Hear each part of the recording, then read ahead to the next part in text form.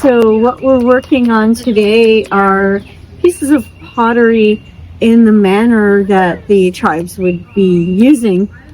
Clay, we have abundance of clay in Virginia, so they'd be getting their clay from around the river banks. They go down to the river, dig clay, especially at low tide when you can get a lot of good clay. Now, I think a lot of the archaeology shows that they added maybe some other ingredients to the clay to make it stronger, to make it workable.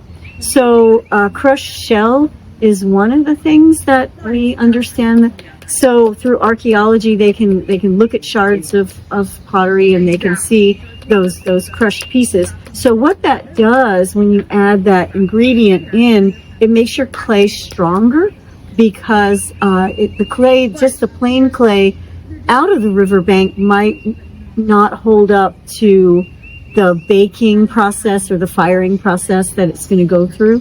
What Fred's doing right now is he's kneading the clay to get those air pockets out, so that when you are working with the clay, whether it's coil building, which we're doing, it helps to I guess minimize breakage.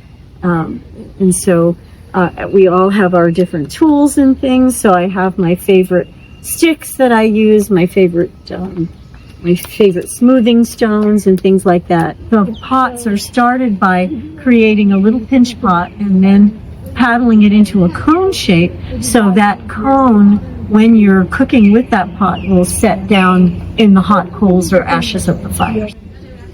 So I'm getting the coil on. Yep, how about that?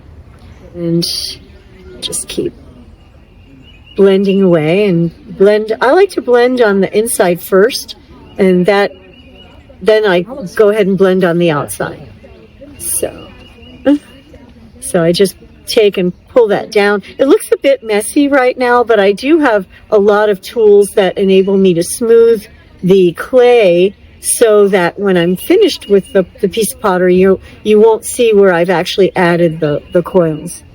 I'm trying to get the thickness, trying to get it thin, so when you cook with this, it's not going to take a long time to heat up. The thinner the pot, the faster it heats up, but of course the easier it breaks too. So now what I can do is, once I get it as smooth as I want it to be, then I'm ready to start another layer. I'll roll out a piece of clay and add it on. And to do that, you want to score the surface so that when you add your next layer of clay, it will stick on really well. And I always put a little bit of water on there as well to make it sticky. So, getting ready here with all these score marks to get another coil on, get this one just a little bit bigger, probably thinking maybe another layer, maybe two. I'll be done with this one. Handy thing about that coil method is it really allows you to just kind of keep going bigger and bigger, as long as you keep the moisture under control. One of the parts of the process that the archaeological evidence does make really clear, especially around the rims of the pots, is the use of some sort of texture or patterning. So I personally really like this paddle that's been wrapped in kind of like a yucca based cordage, basically a nice plant-based sort of water resistant cord. And other ones like this one or these other two I've got over here that have the patterns carved directly into them work just as well. Which one that person's going to be using is just going to come down to their personal preference.